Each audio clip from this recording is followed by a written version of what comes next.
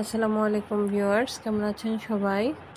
আজকে রাজশাহী শহরে বিকেলবেলা একটু রিকশায় করে বের হয়েছিলাম। যারা রাজশাহীতে আসেননি কখনো তারা ভাবতেও পারবেন না রাজশাহী শহরের রাস্তাঘাট এত বেশি সুন্দর, পরিষ্কার, পরিচ্ছন্ন, ফুলের গাছ।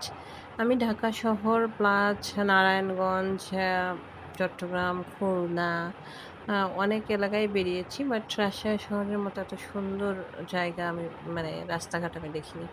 যাই হোক, জিয়া শিশু পার্কের গেটে এসে ৳৩০ মূল্যের ২ টা টিকিট সংগ্রহ করলাম।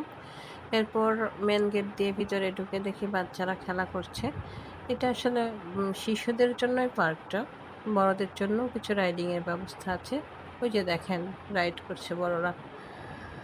তো ভিতরে পরিবেশ একটু ভিডিও করলাম।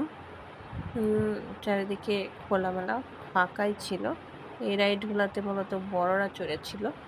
বিভিন্ন ধরনের রাইডের ব্যবস্থা আছে। তার মধ্যে এটি অন্যতম বড়দের জন্য।